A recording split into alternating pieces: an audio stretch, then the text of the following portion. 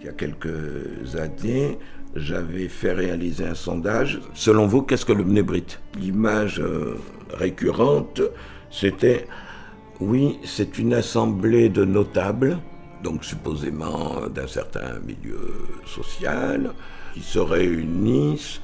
On ne sait pas trop si c'est des francs-maçons, pas des francs-maçons, ou des francs-maçons juifs. Mais en gros, c'était l'image qu'il y avait.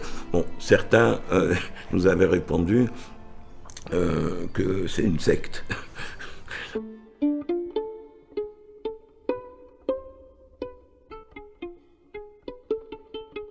La Bnei Brit, c'est quoi ? C'est un ordre, une organisation qui a été fondée en 1843 par un gars qui s'appelait Henry Jones, qui faisait partie de ces juifs qui avaient émigré aux États-Unis. Jones s'est aperçu qu'il y avait une dissolution, une déperdition de l'identité et de la culture juive, et donc ils ont créé la Bnei Brit, les fils de l'Alliance. Aujourd'hui, la Bnei Brit est une organisation qui est internationale. La loge Émile Zola a été créée en 1950. C'était une loge masculine qui voulait reconstruire la communauté juive de Marseille après la Shoah. Donc la communauté avait été détruite et décimée. Et c'est le cadre du Bnei Brit de justement venir en aide. Donc en 1950, la loge Émile Zola a été créée. C'était la seule à ce moment-là à Marseille et dans la région. Mais au départ, les loges, en tout cas à Marseille, n'étaient pas mixtes.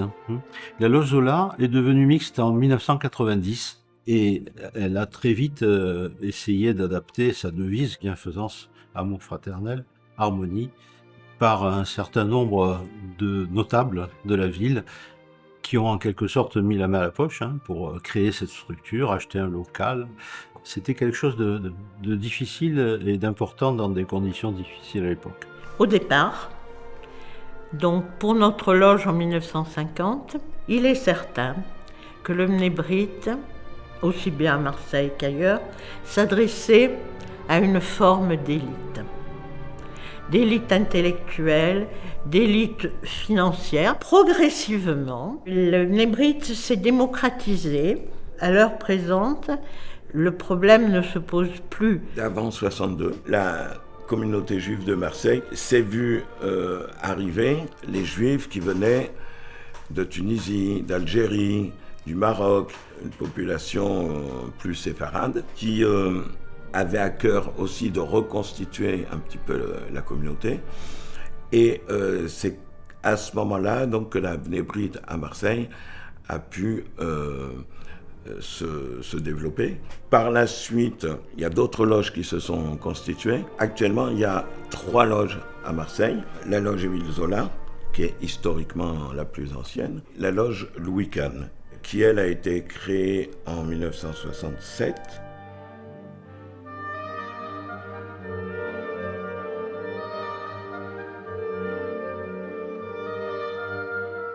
Et la loge Joseph Kessel.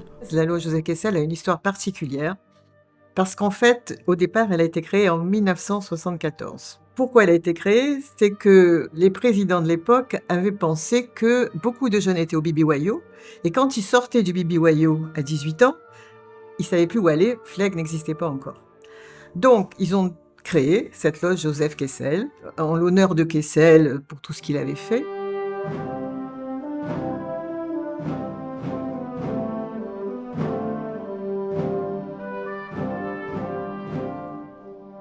Bien sûr, comme le BBYO était mixte, cette loge était mixte.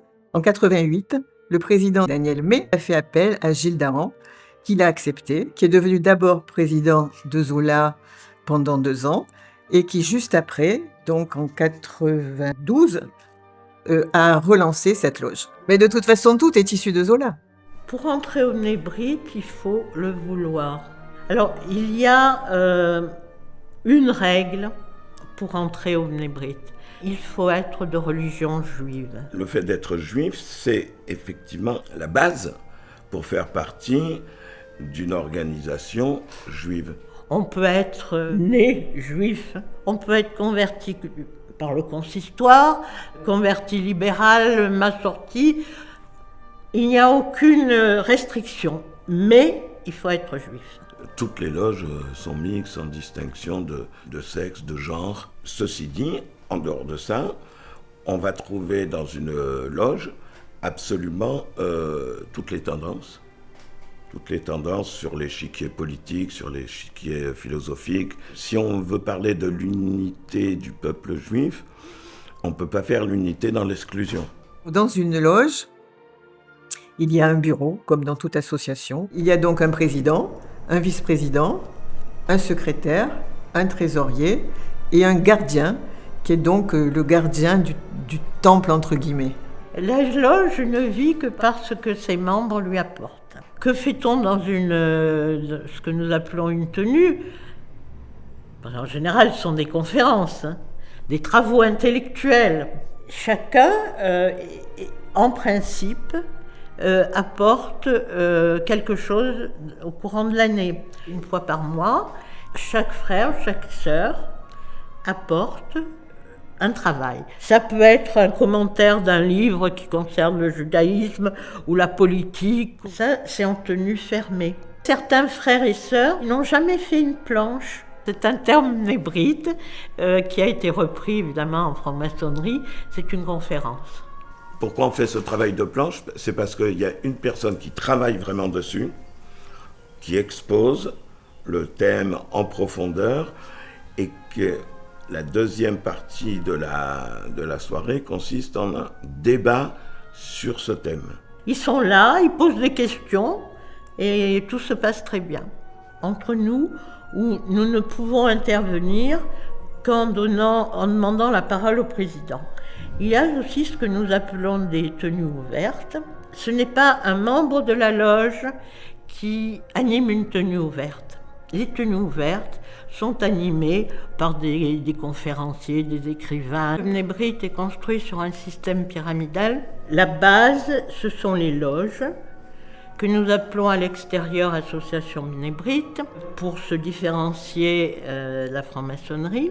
En France, il y a 5 régions, donc il y a Provence-Occitanie, Rhône-Alpes, Grand Est, l'Île-de-France et Nice-Côte d'Azur. Le Mnébrite France est rattaché au Mnébrite Europe, qui est un district, et rattaché au Mnébrite international. Philippe Meyer est président du Mnébrite France depuis un certain nombre d'années. Le Mnébrite Europe a un président français, Serge Dahan. Le Mnébrite international est représenté à l'UNESCO par notre ami Stéphane Techer, qui représente également le Mnébrite international au Parlement européen à Strasbourg. Les valeurs du Mnébrite, il y en a 3, bienfaisance, amour fraternel, harmonie. Et alors l'harmonie et la fraternité, on peut les entendre de différentes façons, étant donné que nous sommes des citoyens français.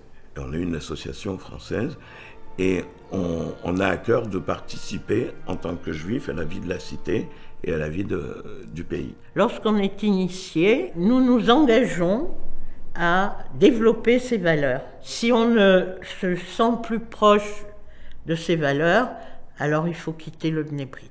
L'harmonie, elle ne se fait pas par la simple déclaration d'intention. Donc nous avons un process qui permet justement cette harmonie, c'est-à-dire le fait de pouvoir avoir des désaccords, les exprimer, écouter l'autre et ensuite prendre une décision. Au fur et à mesure, ces valeurs vont être traduites en actes et en pensée, et ça va donner toutes sortes de prismes de ces associations mnébrites. Des actions culturelles, des actions caritatives, une action politique discrète mais nombreuse. Il y a un aspect particulier qui regroupe à la fois les valeurs, les missions et les actions du Mnébrite, qui est le soutien à Israël.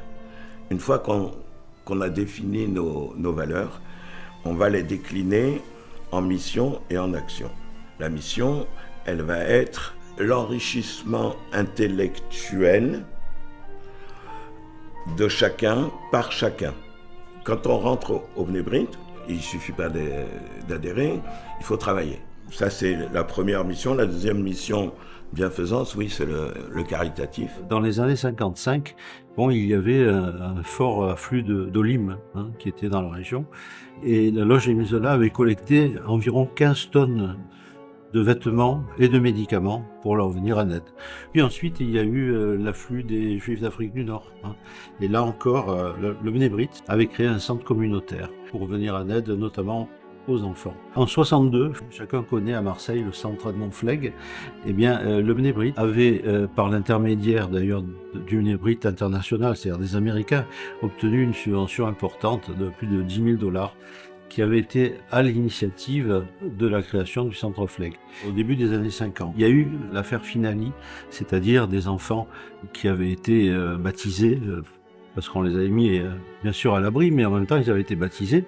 Et après la guerre, le reste de la famille avait voulu les récupérer. Ça avait donné lieu à toutes sortes de tractations. La loge Émile Zola a été intervenue avec le concours de Gilles Isaac d'ailleurs, qui avait fait un déplacement à Rome pour rencontrer le pape. Et donc les enfants avaient été rendus à la famille. Ça, c'était une action relativement importante. Et puis il y a eu la guerre de 67. Là aussi, collecte de sang, de médicaments à destination d'Israël. D'autres actions de ce même type, bien sûr, des collectes pour les Juifs en difficulté à Saint-Pétersbourg. Il faut savoir que la loge Zola est jumelée avec une loge en Israël, la loge Gamzon. Et cette loge, lorsqu'il y a eu un afflux d'Olim éthiopiens, les a intégrés du mieux qu'elle pouvait au sein de la communauté, mais nous avons participé pendant des années financièrement pour soutenir comme ça l'intégration de Juifs éthiopiens. On l'a fait pendant peut-être plus d'une dizaine d'années, mais on a jugé que c'était vraiment une action utile et nécessaire. La lutte contre l'antisémitisme, avec la création dans notre loge d'abord, et puis ensuite ça s'est étendu avec des travaux communs aux autres loges qui sont apparues à Marseille, d'une commission ADL, Anti-Defamation League, pour agir à notre mesure, bien sûr, contre la désinformation et contre tout ce qui était acte antisémite. Il faut savoir que maintenant, ça a été repris et amplifié par d'autres structures, par exemple le CRIF. Après, il y a un domaine culturel. On a monté des pièces de théâtre au profit de... On a monté une année une pièce de théâtre qui était jouée au cours Julien avec 600 spectateurs. C'était au profit de deux organismes, le SOS Autisme France et en parallèle, pour les mettre en lien, le Centre Feuerstein de Jérusalem qui a développé des techniques particulières de soins et d'éducation par rapport à l'autisme. On a travaillé beaucoup pour transmettre la culture juive, mais aussi pour s'ouvrir, je dirais, à la cité. On avait créé ce qu'on appelle la bourse de la vocation, qui était destinée à de jeunes auteurs, ça peut être des étudiants, mais aussi des gens qui s'essayaient au travail littéraire, pour les récompenser financièrement. Il faut savoir que le Bnei marseillais a œuvré pour la création et la préservation du camp d'Émile. On a été à l'origine du projet. Bon, maintenant, c'est devenu une fondation, mais au départ, eh bien, il fallait le mettre en route et le Bnei marseillais l'a fait. À l'occasion de Purim, on a fait toute une grande journée pour Beyachad, qui est un foyer de juifs handicapés. On a fait bien sûr la pièce de théâtre, mais on a aussi associé les handicapés eux-mêmes. Elle s'appelait Dis-moi que tu m'aimes. Elle a été écrite par Richard Gage. On a au départ essayé d'être dans l'entente judéo-chrétienne. Le Père des Bois est venu plusieurs fois sur Marseille. Ensuite, donc, on a essayé d'aller rencontrer des loges en Europe, et en particulier, on est allé à Berlin. On a organisé, il y a quelques années, un voyage où, en fait, le but, c'était d'amener des non-juifs. Donc on était une vingtaine pour leur montrer le vrai Israël, mais avec des points très particuliers, c'est-à-dire les hôpitaux, Weizmann, la Knesset, des choses qu'on ne peut pas faire seul en fait. Alors avec la commission Solidarité, nous avons fait plusieurs actions. Vous allez participer à la campagne Mandarine de Jaffa et on les distribuait au niveau du Resto des Cœurs. On a donné des bourses à l'école Hort pour des enfants dont les parents ne pouvaient pas assurer le paiement ou de la cantine ou de la scolarité. On a édité un livre blanc contre le racisme et l'antisémitisme destiné aux enseignants. Là, tout dernièrement, un forum de l'eau alternatif. devait se tenir à Marseille. Et on s'est aperçu qu'en réalité, le grand principe, c'était de dire voilà, que Israël volait l'eau des Palestiniens à Gaza, etc. On a étudié la question et on a pu donc éditer un document qui venait contredire toutes les accusations et qui a été distribué notamment aux journalistes. Notre dernière action, c'était d'essayer de comprendre ce qu'était l'UNRWA et donc d'essayer de diffuser un peu partout, surtout aux politiques, et puis même aux non-politiques, parce que chaque fois qu'on donne le petit bouquin, ils sont surpris. Bon, l'antisémitisme, la haine d'Israël, c'est des fléaux qu'il faut combattre. Eh bien, on essaye de poursuivre notre travail de réflexion également dans ce domaine qui est presque un retour aux sources de ce qu'était le Mnébrite. Bon, certains peuvent dire qu'on a des similitudes avec la franc-maçonnerie. Bon, c'est quelque chose qui est un peu la bouteille à l'encre, hein. C'est-à-dire qu'on dit oui, vous avez un rituel, oui, on ne peut pas rentrer si on n'est pas parrainé, etc. Donc vous êtes comme les francs-maçons. Bon, en réalité, il y a une nuance. D'abord, déjà, il faut être juif, hein, donc ça limite la possibilité d'en faire partie. Mais en dehors de ça, on ne peut pas vraiment comparer. Il y a des membres du Mnébrite qui sont également francs-maçons. Mais c'est dans ce sens-là que ça va. On ne peut pas dire qu'il y a des francs-maçons non-juifs qui sont également mnébrites. Il y a un côté convivialité qu'on tient justement à préserver. Bon, c'est-à-dire que finalement, si on dit les choses simplement, on aime bien se réunir aussi pour rigoler, pour boire un pot. Et la plupart des tenues d'ailleurs se terminent par un pot fraternel qui nous permet de continuer souvent d'ailleurs les discussions qui ont eu lieu en tenue. Donc on est beaucoup plus libre d'échanger lorsqu'on est simplement devant un buffet avec un verre à la main que lorsqu'on est en tenue et qu'on doit respecter l'ordre. Mes souhaits, c'est d'abord que, au niveau Marseille, le Mnébrite soit connu. Et qu'on arrête de dire qu'on est des francs-maçons. On a du mal à intégrer la jeunesse. Il n'y a pas que nous, toutes les associations. Et on aimerait que ça reprenne parce que ce serait dommage que le Mnébrite de Marseille s'éteigne. Les choses ont beaucoup changé. Et certain aussi, c'est que si on arrive dans une loge où l'on voit des gens qui pourraient être le grands-parents, ça attire moins. Donc notre but, dans la région comme dans toute la France, c'est essayer de créer des associations mnébrites de gens plus jeunes.